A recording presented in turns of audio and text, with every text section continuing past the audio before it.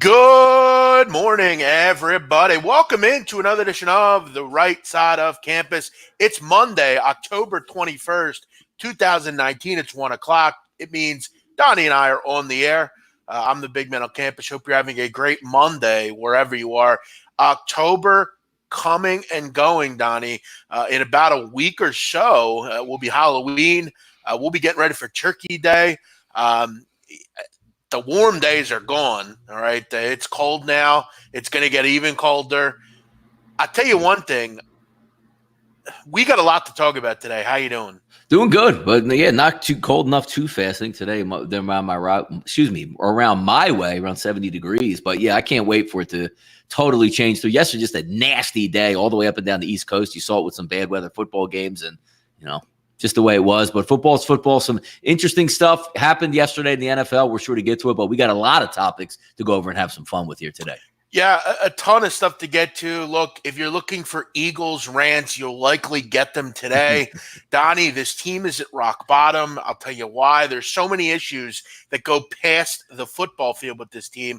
And I'm talking in the locker room. I'm talking from a fiscal basis, Donnie. This team is a complete mess everywhere you look at it. And I'm going to tell you yesterday, Donnie, I was 0-3 yesterday in the NFL. I had a terrible day. It was my first bad day in a long time in this league, even dating back to last year. And Donnie, I'm going to tell you something that I'm going to start doing. And I did it in college. It's worked. I'm going to do it in the NFL. I'll tell you about that as well. Also, we'll get into tonight's NFL game between the Jets and Patriots. I'll be interested to hear your opinion on this game, Donnie, because I don't know what it is. Yankees are gone, and now we have a World Series nobody cares about outside of Houston and Washington. Donnie, I mean, look, I live about an hour and a half north of Washington, and I couldn't give a fuck about this series. But let's get into some morning headlines. That's where we always start the show. And some good ones that were provided by Donnie Rightside. Let's get into it here. Again, welcome everybody in. Thanks for checking out the show. We appreciate you. Donnie, this weekend, Clemson, they won this weekend, but it wasn't all roses after the game. After a player punched an opponent, Dabo Swinney gave him a little swift justice. He said, look, you ain't riding the plane home. Get on the manager bus. You can ride with them home. Listen, I like Dabo Swinney a lot. I'm a big supporter of his. I think his story is terrific, and I love this behavior by him. I think sometimes, Donnie, it's not about – I mean, we've seen in the pros how many of these guys are divas. They've never been told no. They've never been disciplined. This is terrific work by a high-level football coach. The kid will not make this mistake again. You better believe that. I actually didn't know that the managers didn't ride in the plane. Yep. That's my whole topic, Jeff. Go ahead. Yeah, keep in mind Louisville did lose this game to Clemson 45-10, so it was an easy win. But again, Donnie, this is a freshman. This is something where you have to set the precedent of what this football team is. This is why Clemson is the best team in the country seemingly every year because they do things. And Donnie, this goes to show this is America right here. This is how you discipline kids. I don't care how old your kid is, whether he's a freshman, he's a little kid, he's a toddler, or he's a junior high player. You discipline your kids. That way down the road, they don't make these same mistakes. Good for Dabo.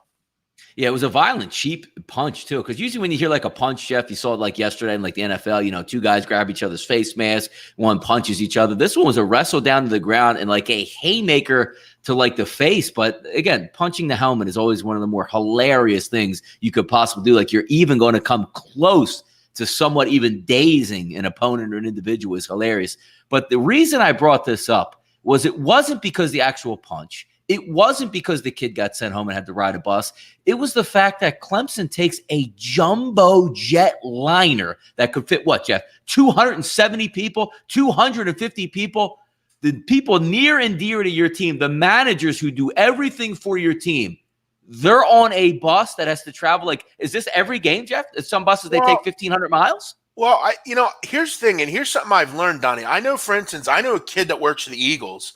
He's one of the ball guys where he runs and he gives the balls, the officials, things like that. He's kind of equipment and things like that. I know for like him, he told me that in the NFL, everybody rides the same plane, whether you're a Yes. player, manager, whatever. I think in college, really, regardless of the situation. Now, look, I get what you're saying. The Clemson it's not like they're cheap for money. And I don't know how big these planes are. I don't know if they're as big as your sleeve. Charters. They take charter jets like an Right. NFL team. I don't know if there's 300 seats. I would think there'd probably be like 100 probably. And these teams are fairly big. A tiny plane though. You're talking about probably at least 200, maybe 150 seats. Sure. Keep in mind though, I mean, you have 100 players or so. No, you only have like 80 players that you take on the road with you. Like there's I can't imagine. But I could see coaches and players, you have like 100 boosters. kids. Like if boosters didn't go, or the team manager's not going is really. Yeah. I'm actually shocked by it, to be honest with you. I don't know. I actually was surprised as well to see this. I maybe it's just regional games. I mean, Louisville's not incredibly far. I'm going to guess from Boston College they're probably not doing this, but that's fascinating. I didn't know that either. But yeah, look. Discipline-wise, I think it's a great decision. Yeah. Hal Abrams says he should be kicked off the team. That's one of the dumbest opinions I've ever heard. Why would you kick him off the team? He's a freshman. Kids make mistakes. I got to love Donnie. You know what? I love these people that every kid is trash. None of them make mistakes. Listen, give me a fucking break. Okay, this is how you teach kids. This is how you show them that we're not going to give up on you. Kids make mistakes, Donnie. I did real dumb stuff when I was 16, 17, 18, even 20. To kick a kid off the team, that's how programs are bad, and that's what you don't do. You don't just kick someone off a team and say, you know what, F you, you made a mistake. Look, people make mistakes. I'm willing to give them second, even third chances, Donnie. Very good story. I'm interested in the fact that they actually did take a bus. That's wild. What else do we have here? And we will get into the NFL. Got a big recap segment there. We also have Patriots Jets a little bit later as well. Tua Tagovailoa, Donnie. He is hurt. He's going to be out for a couple of weeks. But here's the good thing about Alabama. You'd hope – and you, again, hope in 20 days he's back to play LSU. That's what you're hoping for, Donnie. This couldn't have happened at a better time for Alabama. They get Arkansas next week. They could beat Arkansas with you or I quarterback, and then they get a bye week. So this is a very good timing. This is, Donnie, how good teams stay good. They get great. They're like the Patriots in the NFL. Every time the Patriots have an injury, it's right before a bye week or against a bad opponent. This is a great time for it to happen, and you get them for the stretch run in the big game against LSU.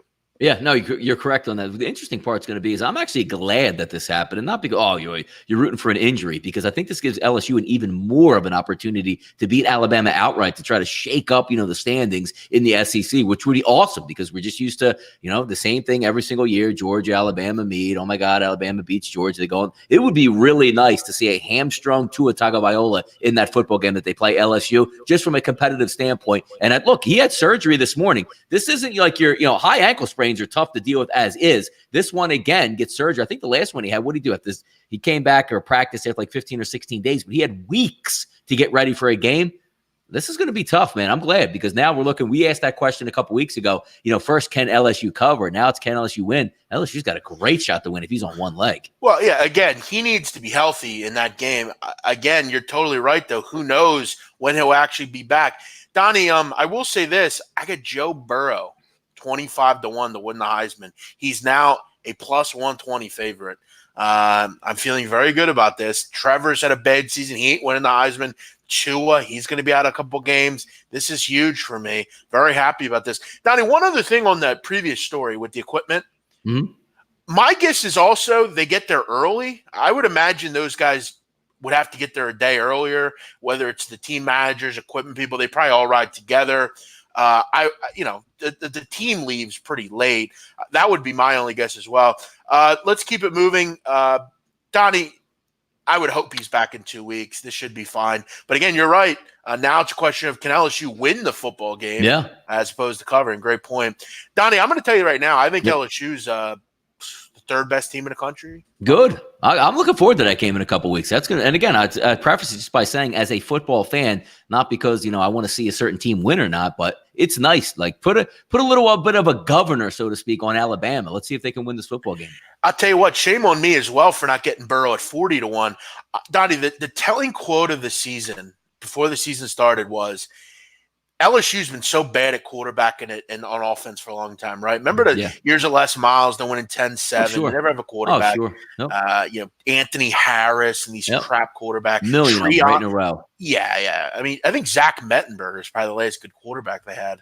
I heard a quote from Burrow who basically he said that he's run the RPO since he was a kid, right? Like since he was a little tyke.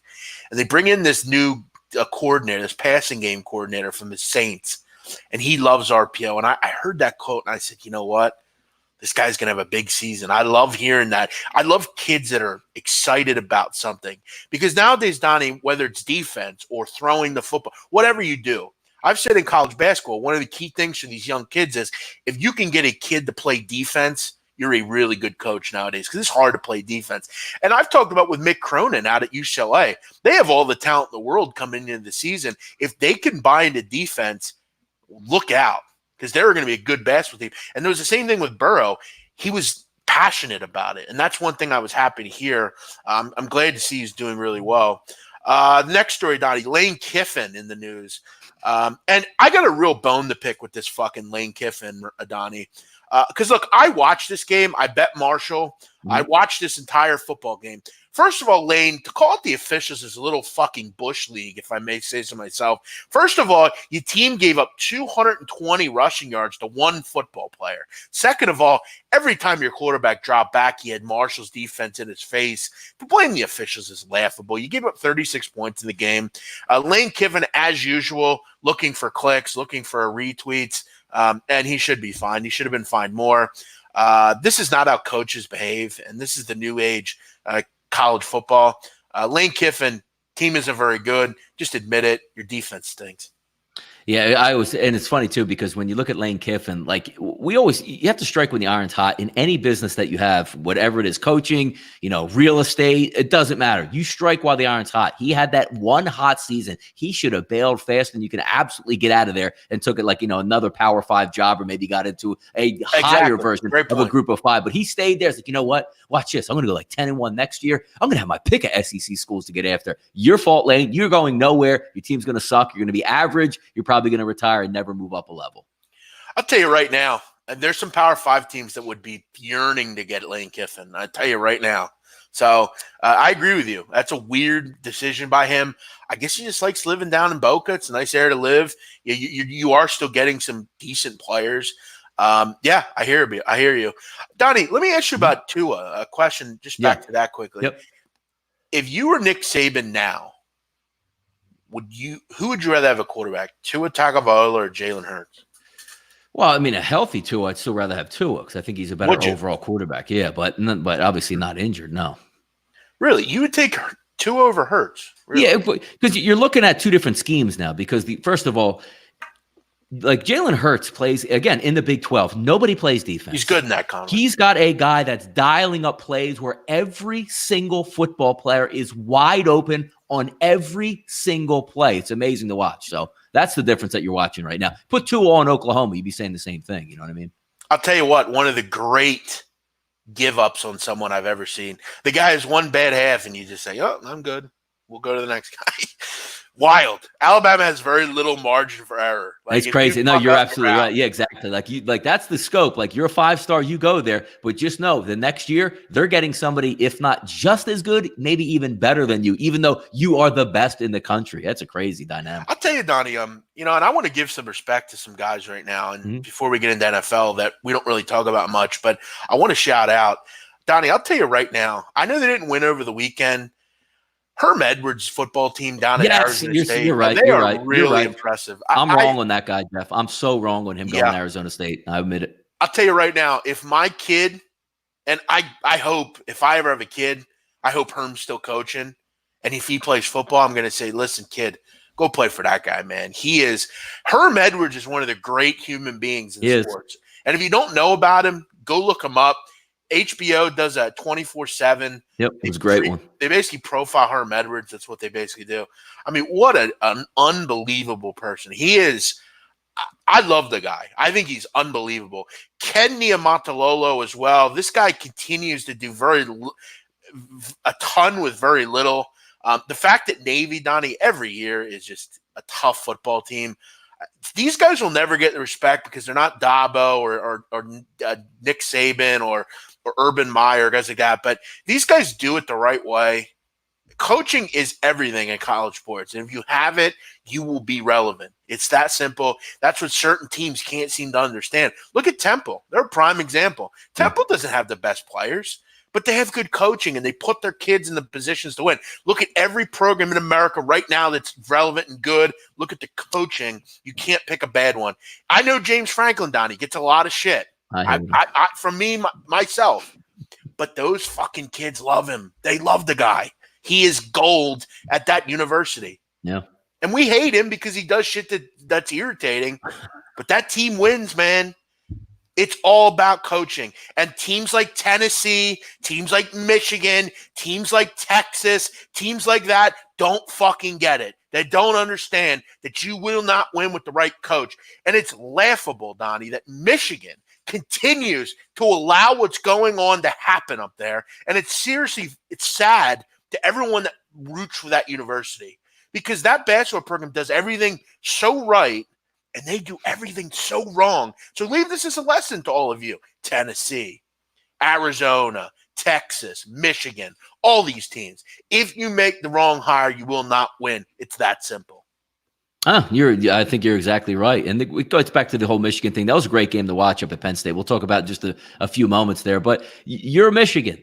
You don't play for national championships at Michigan. You go there, you can say you got an upper level. Yep, you got an upper level education. You play in front of the quietest 110,000 library staff that you possibly can. You don't win any big games, but you can always say we're Michigan and my degree means something, and that's great and all. But don't ever, and it's been a long time. We've always said the same thing. If you are a Michigan fan, just enjoy like rooting for the football game on Saturday and keep it moving. Michigan has no shot in the next 20 years, like in the previous 20 years, of winning a national championship. It's just the way it is. It's the same thing with Notre Dame. It's just the way it is. You're not really a football school. You're not. It's an academic institution. Period. Yeah, you're not really a sports school, really. Yes, correct. Notre Dame has been relevant in college football since the 80s. Exactly. Probably late 70s, actually. Oh, but wait, Jeff, wait. What about the last couple of years? Yeah, would they show up when they have an automatic bid into the Final Four and they get shelled by 40 by an SEC team? Now, keep in mind, Donnie, that according to Notre Dame, the most visible athlete in the history of the school played one snap on the football team. One. You know who that was? Who, Rudy Rudiger? Rudy Rudiger. That's your most famous football player ever. That should tell you. Joe Montana went there. Come on. Who's the most recognizable fucking at Notre Dame player, Donnie? Rudy. Joe Montana? Why would Rudy? How would Rudy be over Joe Montana? Listen, Rudy is more visible than Joe. I'm telling you, it's crazy. When casual people talk about football, you know what, you have a point on that because we're all like, you have to be like my age to. I mean, I never watched Joe. I was like 3 or 4 years old when Montana was at Notre Dame. But you're actually probably right now that you say it at this day and age. Obviously, Joe Montana is a great athlete. He's probably the best athlete they've ever had. But the most visible player, you might be right. You might be right, man. Yeah. It's crazy. It's like Philadelphia. The most visible athlete ever is a fake character. Like, seriously. And look, I love this area. I love this town. I think this South Jersey suburb, Philadelphia area is the greatest area in the world, and I never leave it. But I mean, it's fucking laughable. All right, let's move on here. One more. We have one more. And Donnie, we talked about fan behavior the other week with the Yankee fans. Mm-hmm. The NBA has seemingly done everything wrong, I will say. I don't believe that because you come into an NBA game or any sporting event, you should have carte blanche to say whatever you want. There are some vile people, Donnie, in this country. Some subhuman behavior goes on in areas of this country that you or I wouldn't agree with. But there are still people that believe this is the 60s in the America. And those people feel like they can go to an NBA game and call, a black player boy or it's vile behavior, and it shouldn't be allowed in any level of society. And I'm glad the NBA is saying, you know what, we're not only going to get these people out, but we're going to ban them for life. Listen, I don't care if you go and call somebody a bum. No, or is this something now? like that. You know what's interesting about this? Is this only in basket? Because first of all, the NBA, I just think this is an NBA PR stunt at this point because everybody knows you can't just go there and be acting a fool and not knowing it. Like the NBA has to outline it now at this point. But is this only an NBA thing where if you look at the NBA crowds, it's predominantly African American players on the court and a few African Americans in the stand? Is that what they're trying to like? No, we got to protect the players on the court because of the whole discrepancy of, what the fans look like compared to what the players look like? According to Jerome Pickett, the executive vice president of the NBA and chief security officer, he's quoted as saying, we've added sexist language or LGBTQ language, any denigrating language that is non-basketball related. So your mother comments, talking about your family, talking about test scores, anything non-basketball related, we've added that adds in as well as being something we will pull a fan out and investigate. That is pathetic behavior. Listen, I'm all for racist, sexist stuff. I don't and a lot of people self-police that stuff as well. You're not going to hear and Jeff, I mean, I've gone to hundreds of Eagles games. I've never heard the N-bomb thrown out there. I never heard the, F word, the LGBT thrown. I honestly, God, but people would police that. Yo, man, come on. You serious with that? Yeah. That gets policed. And again, you don't really hear it if you're in the 200 level, 100 level of a football game because it's loud. You're not next to the players. But I guess sitting courtside, are people really acting that foolish? What's the point of that? Donnie, you know this. Man. When I was younger, I went to the 700 level. I sat there a few different times. I never even heard racist language up there, and that's what I mean. Yes, that's it's kind of odd because that's what I was asking. Is this only selective to NBA? Where this because I know I remember a couple guys. The Utah guys got thrown out. I think 2 Utah guys over the past 2 or 3 years, and they should get thrown out. And you should get doxxed on the internet. Look, hey, this guy works at Jones Ford right here. This is the racist right here. I completely agree with that. But it's interesting that the NBA seems to have problem. And maybe what was it a couple years ago? Was it Adam Jones, the center fielder for the Baltimore Orioles that went to Boston, and somebody threw out a choice word for him. So I know it happens somewhere, but it just seems like it happens way more in the NBA arenas than anywhere else. Yeah, I don't know what that is. I think that is it at a point of level where this even needs to be addressed? As you said, policing normally does this. Ushers normally handle it. And look, we're not in situations Donnie, you go over to some of these Bulgaria, Serbia. That's on a different level where the actual stadium, the stadium is chanting. Sure, that's on a level of and Donnie, I'm not making any excuses here. I'm just telling you how the world works. In Albania, for instance, my country, they actually most Albanians hate anyone that's not Albanian. If you're black, that's just how it is there. Yeah.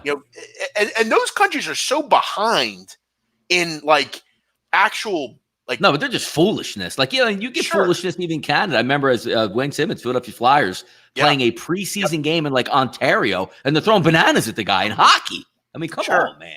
Yeah, I do think though that in the NBA, I don't think it's an issue. That's a problem going on. Do I think there needs to be a coordinated rule? Probably. I just don't understand, Donnie, why you would need to talk about someone's mother, family. I don't get that. The old mama fat jokes in high school and stuff. But some of these people are and there is did they really even hear you? Dude, where are you? You know what I mean? Listen, Donnie, if I'm sitting I used to sit when I was a kid, my family had tickets right behind the media, center court sixes. And I remember, Donnie, I used to get friendly. Rasheed Wallace knew my name. I was a kid. Yeah. But I remember I was 12 or 13. I remember this to this day. Mm-hmm. Derek Stafford, he's still a ref in the NBA. He told me to shut up multiple times. And at one timeout, he went over to one of the ushers, and the usher came over to me and said, if you harass him again, we're going to kick you out and grab your tickets. So they stuff like that, I don't think is a problem. The officials should be under the microscope. If you just have a bad night, hey, Chauncey Billups, you fucking suck tonight. I don't think there's a problem with that. But if you're going up to players and saying, "Hey, your mother's a whore," or stuff like that, I mean, that doesn't have any place in my opinion. And this is coming from a Philadelphian fan. This is me and Donnie are Philadelphia fans. Yeah. I mean, we don't have the greatest reputation as fans, but some of the Donnie, the behavior by that kid in the Yankees bathroom. Kid has a Houston Astros jersey on. He's peeing. They're throwing beers at him and shit. That's was wild. It from the bathroom, or was it just a guy walking up the aisle? No, this is another video. Yeah. I mean, come on, man. Usually, the commonality of a Philadelphia sports fan and a fan in general is, look, let's just say you're at an Eagles game. You're really not close. You're going to have a one-on-one conversation with a player because it's so loud. But the general F-bombs that get thrown out, and you got to be kidding me with that play, you SOB. That's the – but, it might be obviously with the NBA, because if you are courtside, they hear you. If you yell – they hear you. So I guess it's maybe a little bit different at the NBA. I've been to many games. I don't ever remember hearing anyone. What about that fan a couple years ago, Donnie, that gave Russell Westbrook the finger? Remember? The big guy? I actually don't mind that. I don't either. I don't mind that either. You hate Westbrook, though. I do hate Westbrook, so I appreciated that guy, Jeff. They actually had him on the radio the next couple of days, too. Because he pointed at the guy. Yeah. Did we see the Mexican soccer brawl? Yeah. I mean, which one? Yeah, I mean, videos, all due respect, like that. I've seen. By the way, Jeff, real quick, somehow soccer just got brought up. Did you watch the Maradona HBO thing documentary? You know what, Donnie? That's a great fascinating, question. Jeff. Fascinating, man. I will. You know what? I actually watched last night, Donnie. I was looking for something new to watch because Power was off this week, and I was looking for something else to watch. I watched another great show, Donnie. It just started. Yeah. It's a documentary, Leavenworth. Did you see that yet? No, I have not. It's about a guy that is in prison in Leavenworth for violence he committed as a soldier. Yeah. In the American military. Gotcha. It's fascinating. But, I got to watch that as well. You know me, Jeff. I don't really like soccer all that much, but I like stories of athletes.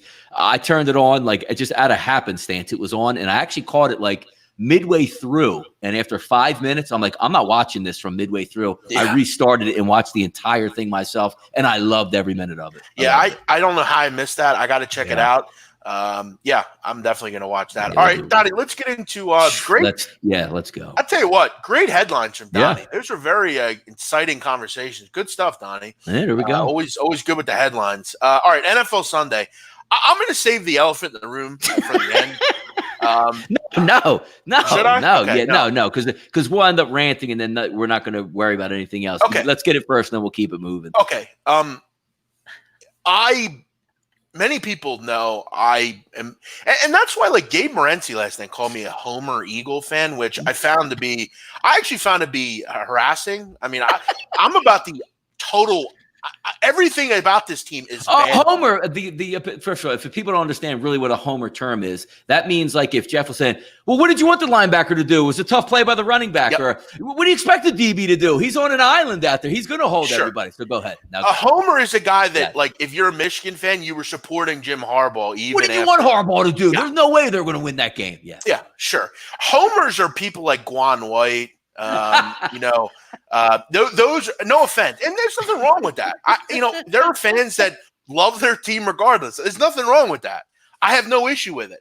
But in this city, we don't act like that. If you played bad, I'm calling you out for it. And Donnie, this football team has, as I've said for weeks, fundamental problems. I mean, and there's nothing at all. Nothing. There's not one person on this team that is something I want. Even Carson Wentz at this point, I'm starting to grow tired of him. He's not the problems, but I just don't think he's in the right offense. I don't think this offense will work for his skill set.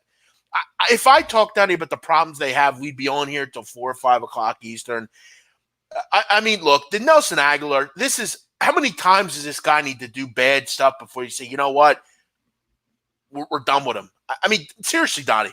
How long before we say to Nelson Aguilar, see ya? We're done with you. You got Alshon Jeffrey in the fucking locker. You know he was the guy that's doing all that ratting. You know it's him. And I'll tell you right now, Donnie, you have to let him go for that behavior because you did it with Zach Brown. This guy's owed a ton of money. The fiscal situation of this team is horrible, and they have nothing coming. It's going to be a long 5-6 years for this team because they have nothing coming up. They got no talent to speak of. Nobody's good at all on this defense. This is a horrible defense, Donnie. This is a top 3 bottom defense. With the personnel that they have, they are horrific. Fletcher Cox is the most overrated player in the NFL. No, he's not. Where's he been? He's been MIA, Donnie. He's the top 5 NFL defensive tackle. Get the hell out of here with that crap. He's been terrible this year. No, you know it. Hasn't. This whole line stinks. The linebackers are some of the worst I've ever seen at this level. The secondary, I mean, Jesus Christ. We actually thought Jalen Mills coming back was going to actually fix it. He actually wasn't bad, though. He wasn't the problem last night. I'm going to go off on another He's not good couple enough, spots. and you know it. That's my problem, Donnie. These guys aren't good enough. It's been like this since 2009. And you do nothing to benefit your team. You paper over the cracks with Band-Aids and expect everybody to play well. Miles Sanders is already a bust, dude. Alshon Jeffrey can't catch. No one on this team is any good. No. Oh, by the way, dude, Dillard got fucking turnstiled last night, and so did your big-time 65 on the right side, big mouth talker Lane Johnson. You got fucking taken to school by Robert Quinn and fucking DeMarcus Lawrence. Get the hell out of here, man, with this team. I'm sick of this crap. I'm sick of this negativity. I'm sick of this coaching staff and the way they coach. Everything about them is disgraceful. Yeah, there's so many things where the Eagles are so unprepared, and they're easy. Like when you sit back and sometimes say, well, if you listen to fans, you end up with the fans, you'll get fired. Some things are schematically completely wrong with your team, and fans can fix it because simple strategies work.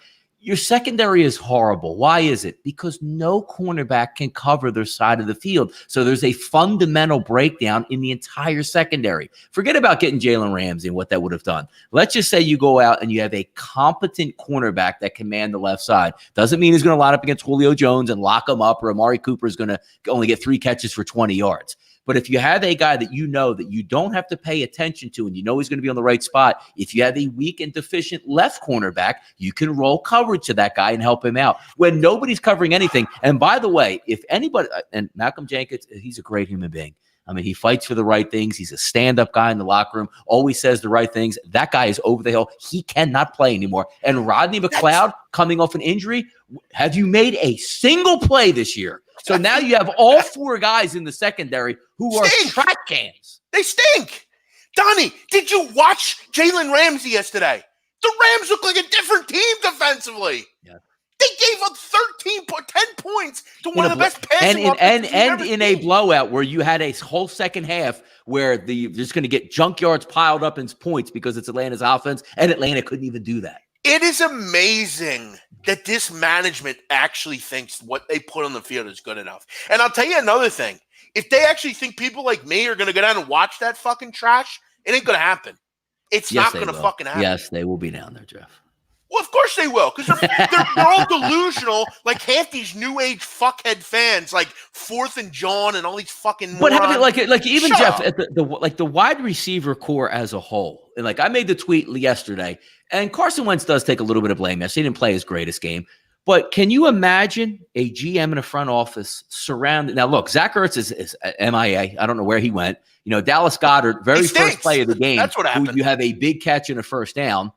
You fumble the football and give it immediately back. But you're talking about a wide receiving core that's built together. Now, Alshon Jeffrey can work well if you have a speed guy on the other side that says, you know what, Alshon's going to get one-on-one coverage. Just be a big body and make a catch. But now that you don't have any speed, what does the other opposing team do? If you just play man press coverage on the outside with one safety over the top, it shuts down the entire Eagles offense because every wide receiver is the same. Nelson Aguilar can't get off the line of scrimmage. Nelson Aguilar can't. I mean, when is the last time we saw, a one-on-one ball where an Eagles wide receiver made a play for the quarterback? It doesn't happen. It's the only football team in the NFL that doesn't make any plays for their quarterback.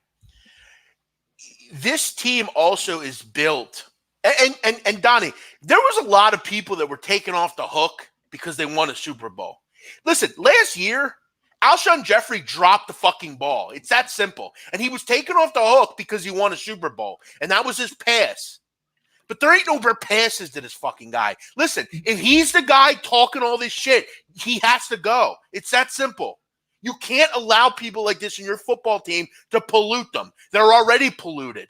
And during this week, coming into this game, that kind of shit's happening. He's got to go. But the whole thing is like Alshon Jeffrey, for the quarterback who, throws you multiple targets and the guy can get you the ball wherever hey, Alshon, you want to beat somebody deep? I'll throw a howitzer 70 yards down the field. If you want to get the guy on an out route, I'll put it on your back shoulder.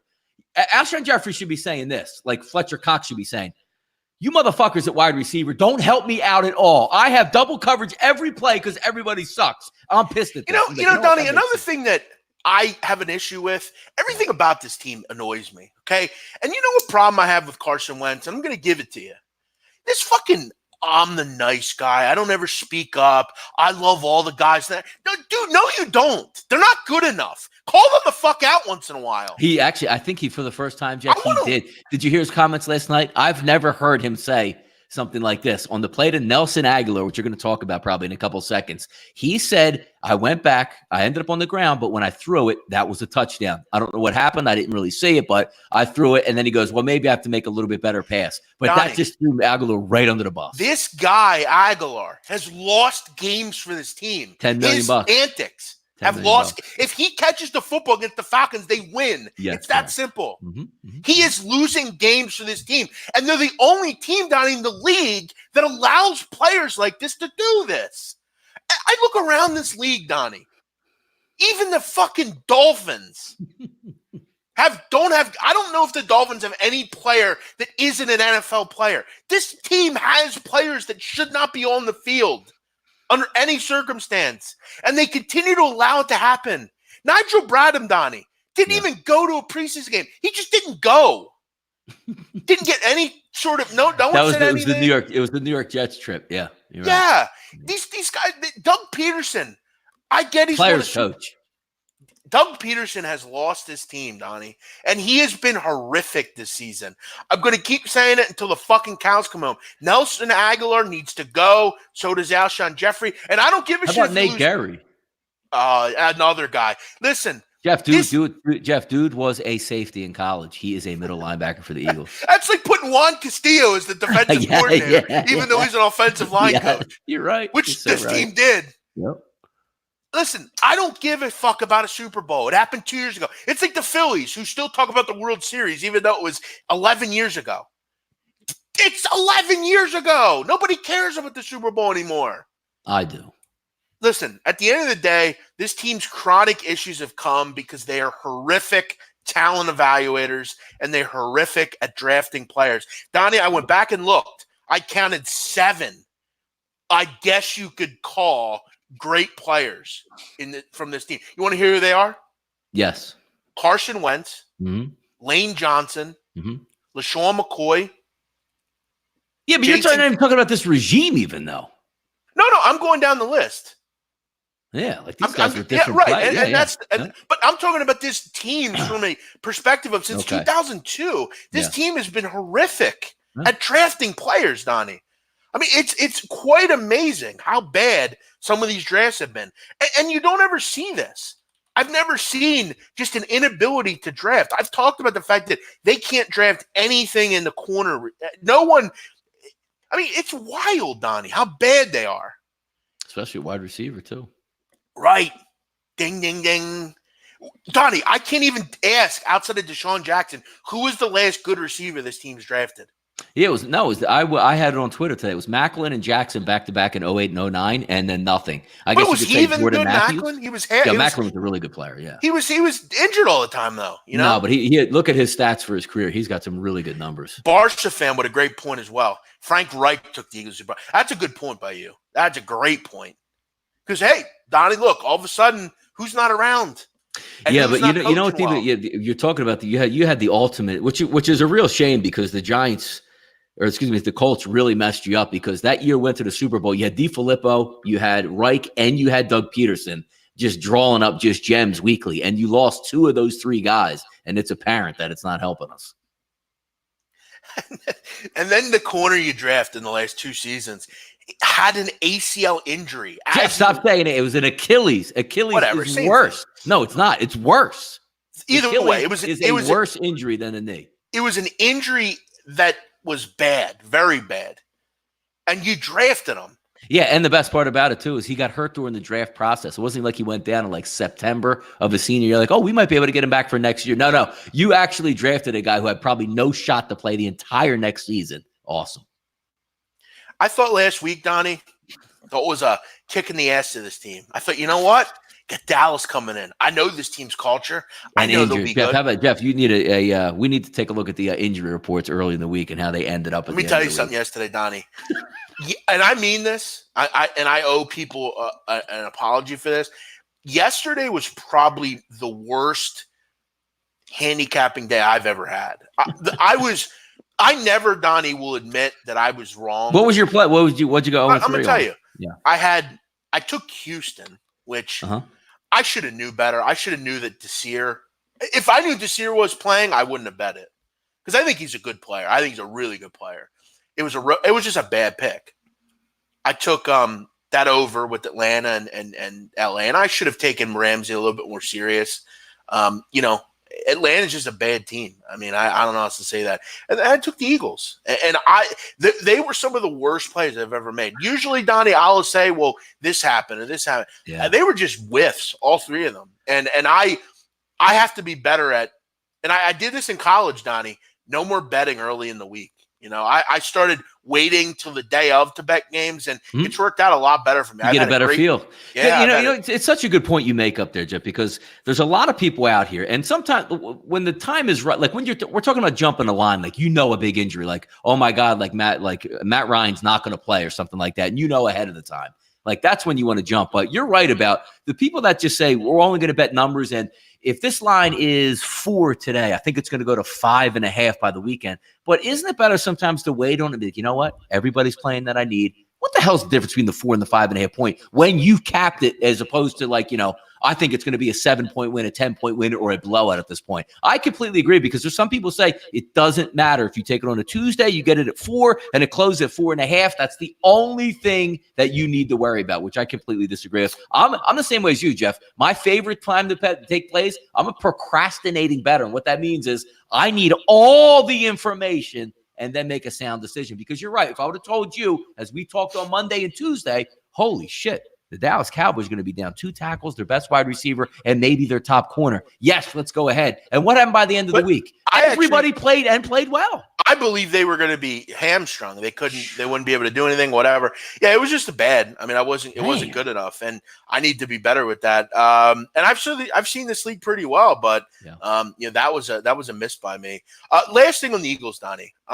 Also, if I hear one more, and I'm telling you, you will be blocked if you say this to me. I mean this. I have no fucking room for this. I'm sick of it.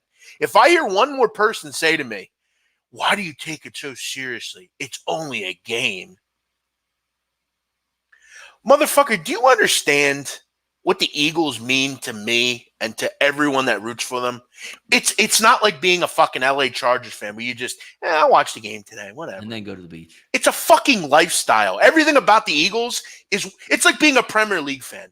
That's how our lives work. We center our lives around the Eagles. That's how it works. Sundays, yeah. Sure, exactly. Mm-hmm. I was raised every Sunday to watch the Eagles.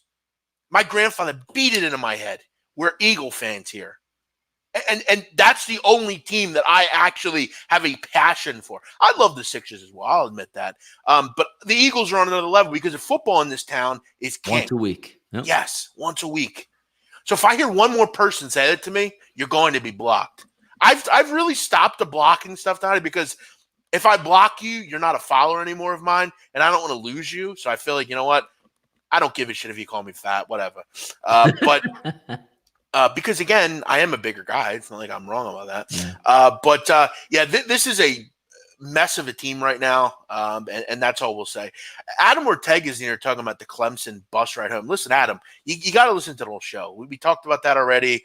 You always love people, Donnie, that listen to the show 44 minutes in, and they're like, hey, did you talk about the Eagles yet? Yeah. Been there, done that, cuz. All right, let's keep it moving. NFL. A couple of impressive teams yesterday, Donnie. Yeah. The Saints. I mean, they're the best team in the NFL. They have to be, right, with Breeze coming back. And you know what hurts so bad about it? You watch the Saints. They have a good defense. They really do have a good defense. But I know we're going here. They went into Chicago, Jeff. They're supposed to be a top, maybe the best defense in football, and we were calling them. And again, I was too in the first 2 weeks of the season.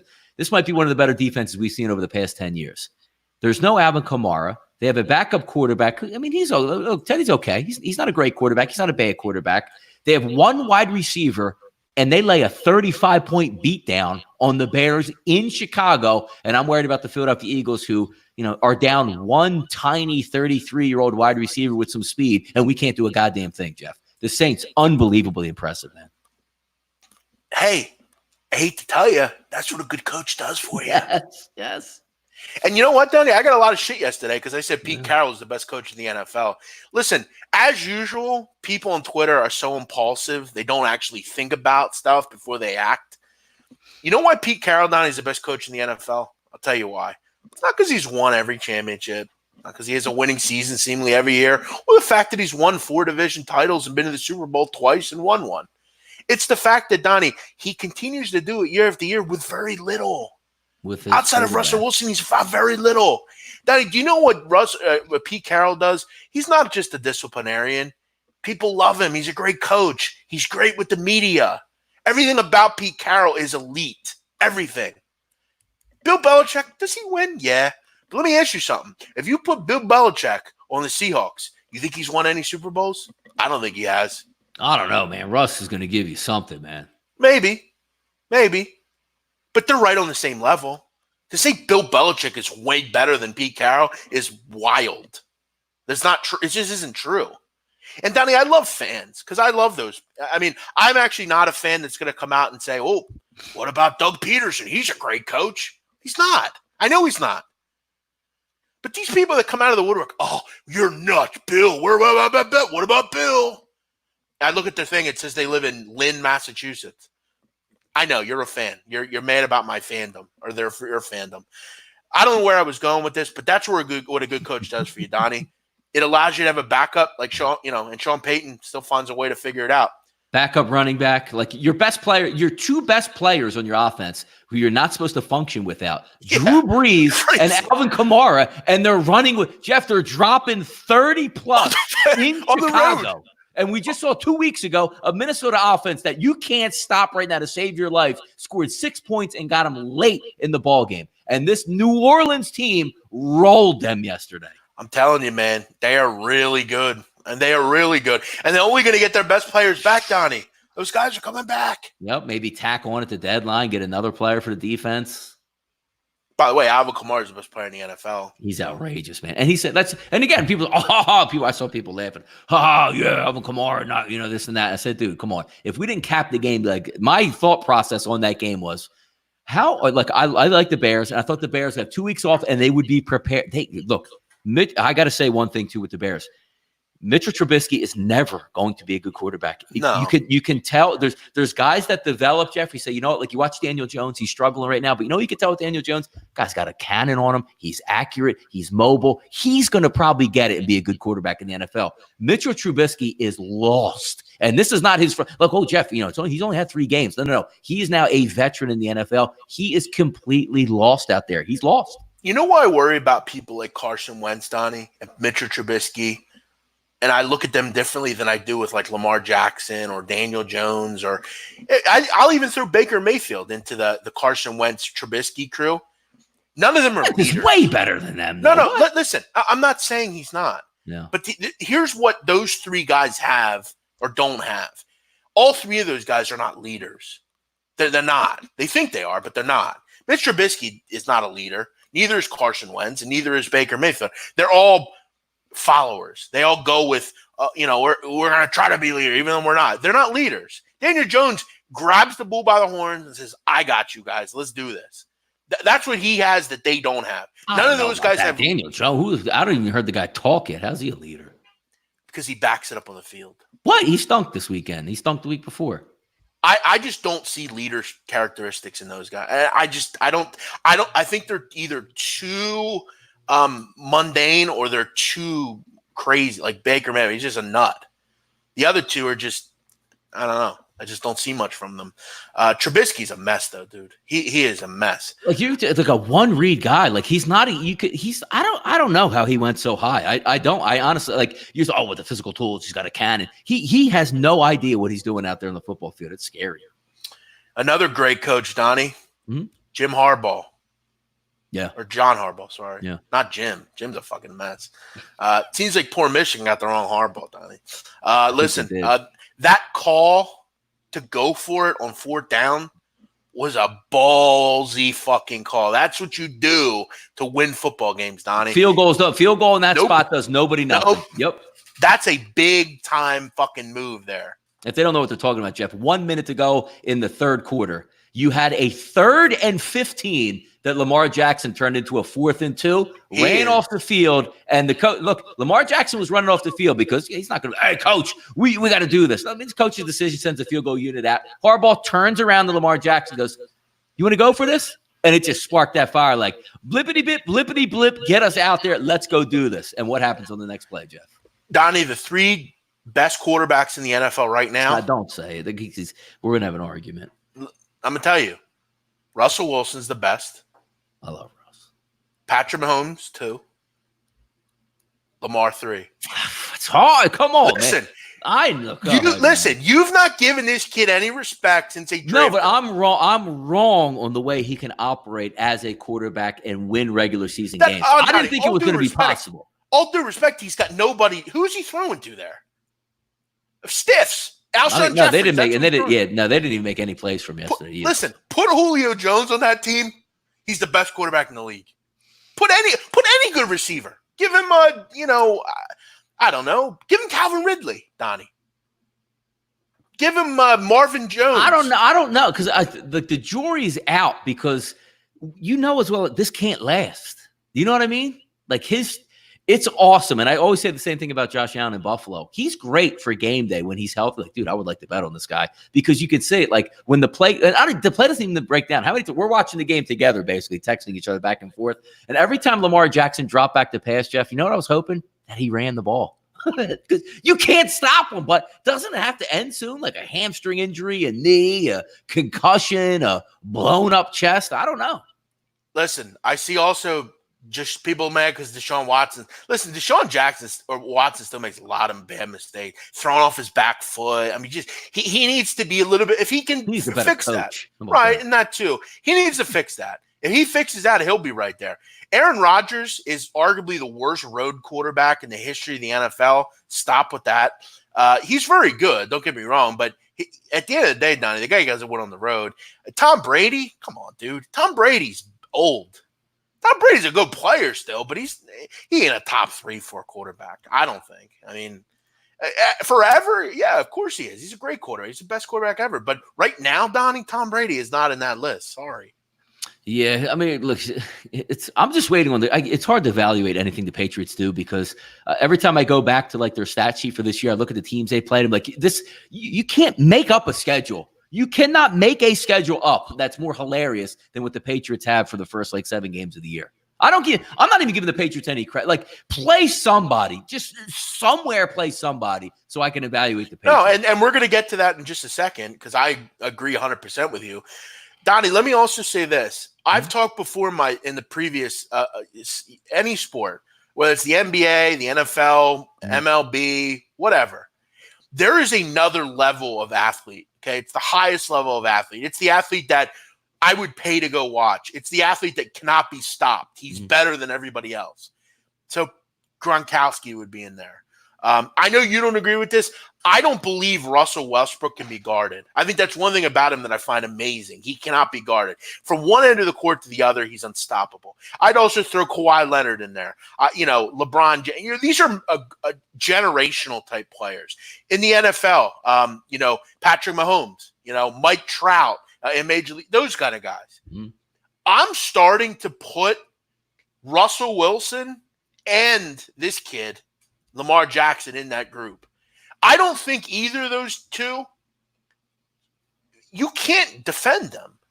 Like, they get at it. Russell Wilson's unbelievable.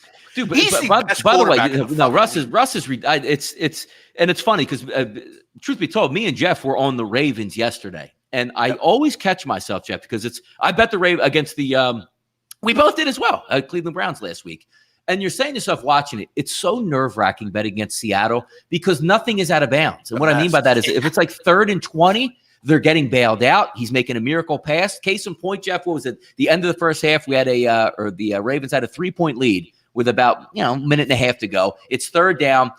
The Dean Pease dials up an absolute dime blitz that comes unblocked as soon as the snap happens. Russ fades back and throws a punch straight up in the air, and it's a 40-yard completion downfield. And you're saying to myself, how do you beat this guy? It's 3rd and when Seattle shows up, Jeff, in a 3rd and 6, you might as well just change the channel because the chains are moving. And yet the Ravens game plan on offense is absolutely outrageous to watch. It was so like you want to talk about, we get mad in Philadelphia about Doug Peterson, like, the hell are we doing? Like, what kind of, like, why are we paying? Like, their sets where they run the tight end in motion or the fullback in motion and then give that triple option look. You can't stop it. Ingram is a hammer. Everybody they have works well within that mindset. And if they just get a weapon or two, like get Hollywood Brown back and add another piece. Look, I'm not even talking about like a possession wideout. Just send some burners down the field that can spread the field. Oh, my God.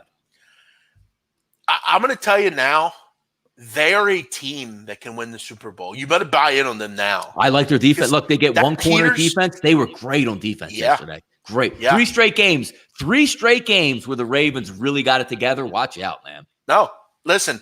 Russell Wilson's the best quarterback ever at just throwing the ball up and good things happen. Like you'll say it 3 or 4 different times in the game. How the fuck did someone catch that? How did they do that? It's so maddening. And again, they have like 3 sets of 5'9" wide receivers that if the play goes like 1 second longer, it's always a holding call on the defensive backfield. I don't know. Like we won easy yesterday, and I'm still scared of that bet all over again. A couple comments here. Ryan Clark labeled Lamar Jackson the best running back quarterback ever. He said, Michael Vick's that. I mean, could he be Michael Vick? Maybe. I think Russ is in there as well. Where do you rank Lamar when he was a college football player? Did you know he would be as good as he is now? I love the kid. I touted him out of college, and I said he'd be good. Now, there's been 1 or 2 that I've gotten wrong, Donnie, i.e. Patrick Mahomes was a bad one I missed. I feel I'm pretty good at talent scouting. Maybe I should do that in another life, Donnie, go into talent evaluating because I think I'm pretty good at it. I liked Lamar. Donnie didn't. And I get Donnie's issues with Lamar Jackson. The question was, could he throw the football? And even in his first year, he didn't really show that he could. I think, though, as Donnie said, getting him back to Marquise Brown's, maybe next year going out and getting an AJ or at the Green deadline. There's guys at the deadline. Like I don't even need an AJ Green for him, Jeff. I just need another Marquise Brown type player because if you run 2 guys full speed 40 yards downfield and it's man-to-man coverage and Lamar gets loose, that's a 50-yard touchdown run from the quarterback. I don't even – look, you saw yesterday, Jeff. Somebody make a play for the kid. Look, I know he's not accurate, 9 for 20. But the lower catches, the one where he throws just a little, nobody made a play for him yesterday, and they still won. Now, Don, I got a name for you for speed guy. Yes. Free agent. Shelton Gibson. Pierre Garçon. Is he still a speed guy, though? Man's old now. 4.48. For when? Recently. In college? Recently. Would you time him? No, I Googled it. It says 40 I don't think that would 4.48. I think they just need to get back Hollywood Brown because Snead should be. But nobody made a play. The tight end who's supposed to be all world, the young kid Andrews, he can't catch a cold yesterday. Oh, dude, he was brutal. Jesus. All right, a couple other things here in the NFL. Tannehill, Donnie. How about that? Nice win for Tanny. 3 bills for Tanny. And good. I'm glad the Chargers lost. That's the way you're supposed to lose that game. And look, if you are a fan of the Tennessee Titans and you watch that football game, you are probably going to lose that game because it can't. Did you watch the play, Jeff, on the quarterback sneak? Have you seen the highlights? Sure. They have the ball, and as the center, like first of all, they got a bad spot at midfield. So it's caused to be a 4th and 1 inch. So the center picks up the football and always moves it forward. So theoretically, when they snap the ball, it's already a first down. Tannehill takes the snap, leans in, spins off, gains about a half yard. And I'm like, oh, man, they won the game. That's great.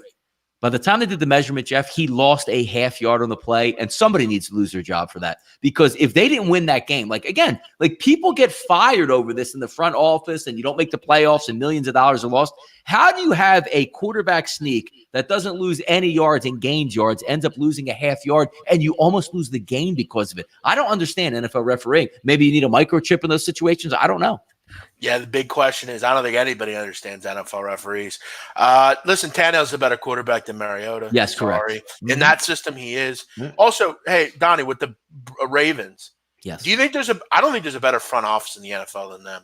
They've always been good. They're unbelievable. Yep. I'll tell you what, I'm actually getting close to becoming a Ravens fan. I mean that. I love the Ravens. And I don't live far from there. So, hey, call me Ravens. I'll be your guy. I love Baltimore. Shout out to the Charm City. The best TV show was ever made was made in Baltimore. Yeah. But no, I like the Ravens a lot. They're my AFC team. Them and the Colts are my two teams. Yep. All right, a couple more here. Indy, Donnie. Indy, Frankie Reich, baby. One of the best coaches in the NFL. They're just coached extremely well, and it's apparent. That offensive line is fierce, dog. Oh, man. Isn't it? Like, you're talking about like a top 5 ranked, pass rush coming into that game, and they just stand you up. And if all you need, again, is like a T.Y. Hilton out there to stretch the field, a quarterback that makes the right decisions, and they were the better team all afternoon in that game. All afternoon they were. Did you see Brissett's stat line yesterday, Donnie? Yes, yeah. Listen, tomorrow, you know what we're going to do? We're going to do our top 10 NFL teams. That's going to be fun. Yeah. I got a feeling the Colts are going to be in there. A couple others here, and then we'll get into tonight's game. Falcons, I mean, they're dead on arrival. See ya. And then that rain yesterday in D.C., Donnie. Wow. I'll tell you what, I live bet this game. I took the second half, under 17. Yeah. One of the easiest bets I've ever made. And if you were watching this game, you probably should have did the same. They weren't even throwing the ball. No, I think they ran like, I only had a couple passes in the first half, one of the shorter games you're ever going to see. And truth be told, I was actually one of the losses I had yesterday, Jeff. I had the Niners minus 9.5. I knew that. I said, well, you can't do that. Well, yeah, but first, here's here's what coming into the game. I said that to you, Donnie. I'm like, I said, imagine betting on the Niners and shutting up. I didn't know you had them. I didn't know. Sorry, yeah, that's it. And the worst part about it is they had so many chances to actually cover the spread, but you're asking for sort of a miracle in that situation. But everything you're rooting for is like the skin stink. There's no way anybody was going to know that the rain. I mean, it rained really hard in the Meadowlands. Didn't affect that game all that much. This game literally said, you can't do anything. Just hand it off and we'll see what happens. And Jeff, I always get upset with this stuff because these close ones, which I lose by a half point on, really get under my nerves. Even though I had a winning day and it was fine. The plays that you scratch your head on, right, Jeff? You have a 1st and goal from the 7-yard line. It's 3-0 49ers, maybe 8 minutes to go in the game. They run a couple times in a row. It turns out to be a 3rd and goal from like the 2.5-yard line. What possesses a coach to do a reverse, like a jet sweep play with George Kittle, the tight end, and he just falls down for like a 1-yard loss because he can't get any traction?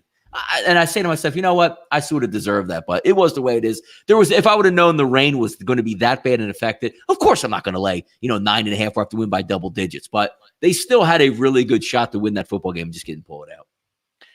Before we get into Jets, Patriots, I do want to make a couple shout-outs, Donnie, a couple college football things we saw this week. Shout out Lovie Smith, big win for that football team. I've always had a soft spot for Lovie. I know a lot of people hate him. Right, but he makes $5 million a year and he coaches Illinois. Good for him. Nice life to have at his age. Now, Donnie, it's about, I think, Illinois football fans who actually pretty good fan base. The goal for now is a bowl game. You got 3 wins. You got some winnable games coming up, Purdue, Rutgers, Northwestern. If Lovie can't get to a bowl game, there's something wrong. But this team, Donnie, I'm telling you, they are tough, man. They are a tough football team. And I'm glad to see it because last year I loved Illinois. I loved their running game. They just didn't have a quarterback and couldn't defend. And it seems like this year they're starting to find it. They got a run game. They have a quarterback that can throw the ball. Corbin's always been good even last year, but you never had anything to match up with him. It was like if you looked at Illinois, Jeff, the only thing they had was Corbin. Their defense was the same. They were a great over team because they couldn't get out of their way on defense, but now they're actually getting some good quarterback play as well. Donnie, another team MJ Rivers that I think is starting to have a special season, Minnesota. And I know Have they played anybody yet, though? I'm going to get to that. Yeah. They beat. Yeah, that's the big question. Like, how do you go this long in a college football season and you haven't? It's like they're like the Patriots. Here's the thing, though. Coming up, you win next week against Maryland at home. Mm-hmm. You get Penn State, but that's at home. Mm-hmm. You get Wisconsin, that's at home. Mm. You're going to learn a lot about Minnesota. But I'll tell you right now, my job is to forecast what's going on right now. A lot of good things going on up in that area. You know, they're beating up teams. That was one of the easier bets of the weekend, Donnie, Minnesota. I don't know why more people weren't on that. Yeah. Rutgers is horrific. Rutgers getting 7 this week from Liberty, Jeff. You're kidding. Yes, that's what I read yesterday. I don't know, though. Liberty's made it difficult. Did you see them over the weekend? No, Oh, wait, who they play? Maine or something like that? Maine. Yeah, that's right. Yeah, I did see it was like 59-40 or some crazy number. Big man, a couple of NBA comments. We'll get to NBA tomorrow's show. Does it start tomorrow, the NBA? Yeah, it does. How many games? A full slate or just like one? Just 2 games tomorrow. Wednesday is a big slate. Listen, here's what we're going to do tomorrow, Donnie. We are going to do very little football tomorrow. Outside of predicting things. We're not going to talk any games. Yep. We're just going to talk predicting things. Who's the best teams in the NFL? We're going to do some NBA stuff. We'll get to Donnie, what I wanted to do is I wanted to bring up some bold proclamations by writers, and I want to see what you think of these. Okay. So look into the NBA a little bit. We'll get some NBA juices flowing.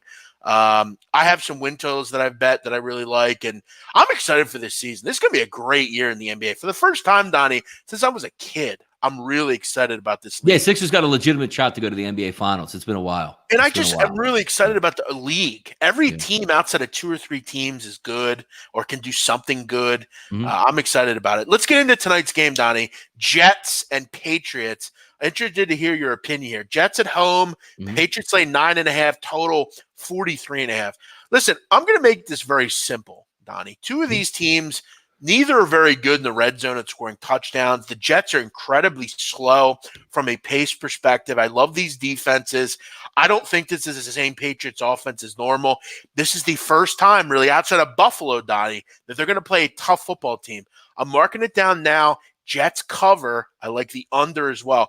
I'll tell you a play I love in this game, and I mean this. I never play teasers, but I love this teaser.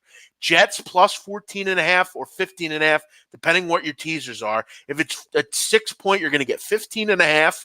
Jets will cover. This game goes under 49.5. 27-17-ish, 27-20, something like that. This game's going to be a one-possession game, most of it going forward. I like the under. That's my favorite play. Under 43.5. I think it's first to 24 wins. No, I think your wavelength is correct here, Jeff. Do I think the New England Patriots are going to win the football game? I do think they're going to win the football game because you're just better coach and, you have better players theoretically already on the Patriots and you have a stellar defense.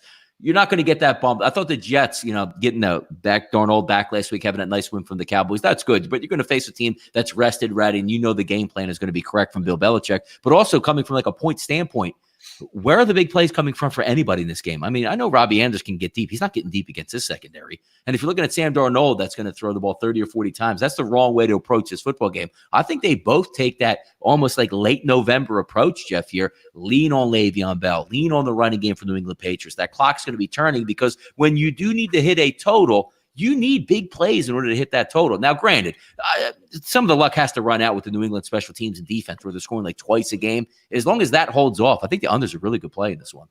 Yeah, totally agree. I think you're getting a good number, too. You're getting it above that kind of – and I'm not saying like there's key totals you want to avoid, but I always like getting – if I'm taking it under, I always like getting above that 42-point number.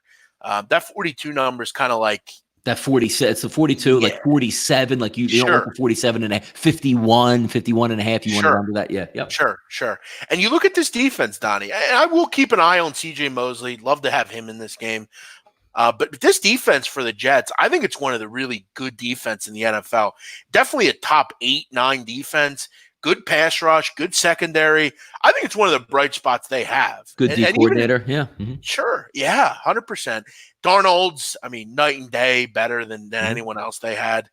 That goes to show you how bad Luke Falk is, Donnie. I mean, like, no, Luke Falk was, and again, that comes up like a counterpoint because, like, it's kind of fun. We'll say, well, why wouldn't you want to have Luke Falk in? I would much rather have Sam Darnold in this game for the under than Luke Falk. Say that's blasphemy. They couldn't even move the ball with Falk. Where you're talking about like 3-and-outing teams and giving teams good field position and turnovers. The best thing for an under, Jeff, is what?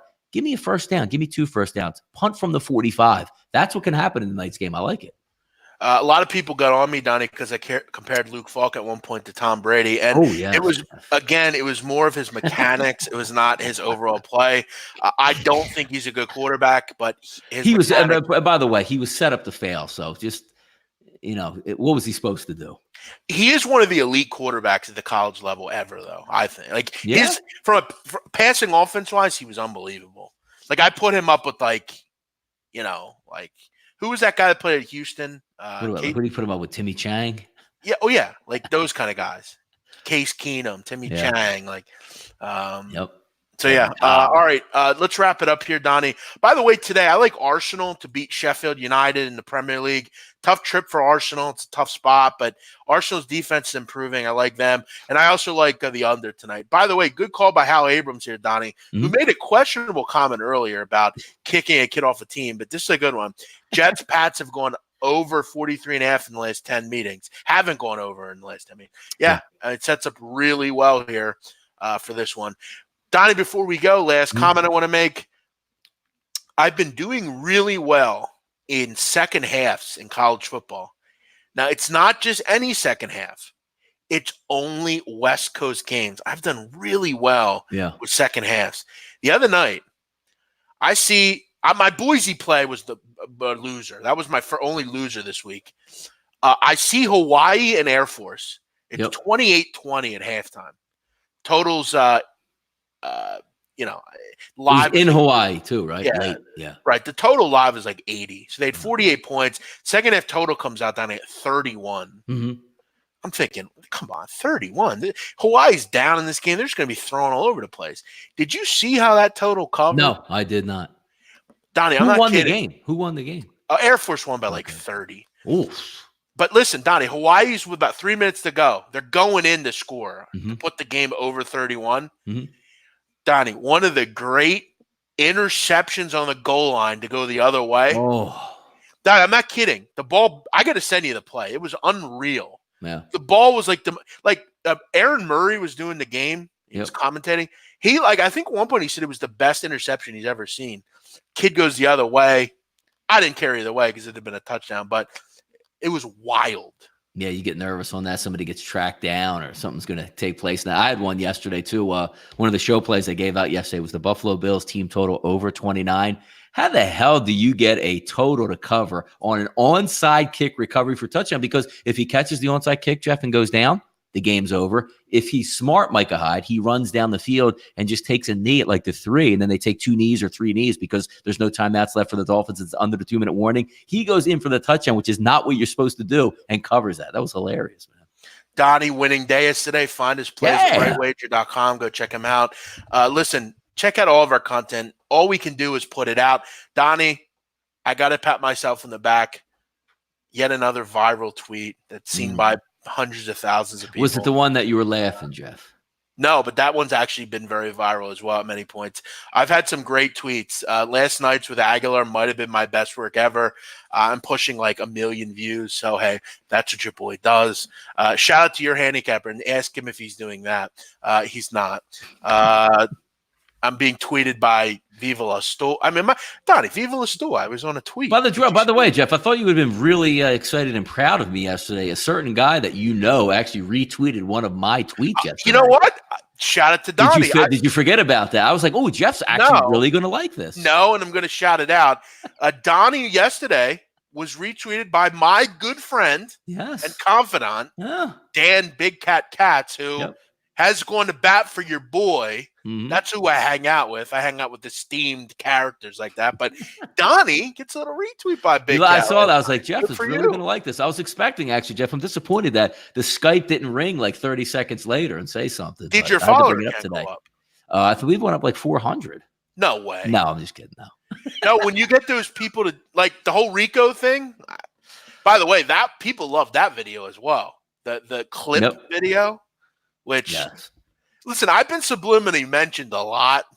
I'm the reason for that clip. But yeah, good call. But Donnie gets a little. By the way, Jeff, let's get, before we get out of here, a little bit of sediment on why that tweet actually made sense, Jeff. You're betting Houston yesterday, right? You're enjoying yourself. You're at the 38-yard line. You got an electric offense. Yeah. Do you not go for it on 4th and 7 from the 38, or do you kick the ball into the end zone for a touchdown? No, and I was actually waiting. I was actually waiting for you to tweet about that because I know you hate that. Another thing, Donnie, bad ref call of the day. To blow the whistle on that fucking awful. One of my losses yesterday, Jeff, I had the team, along with the over in Houston, 47. I had the team total Houston Texans 23.5 that landed on 23. Those 4 points would have really helped me there, Jeff. Of course. Oh, yeah, right. That's a good point by you. Good Lord, man. Tough day.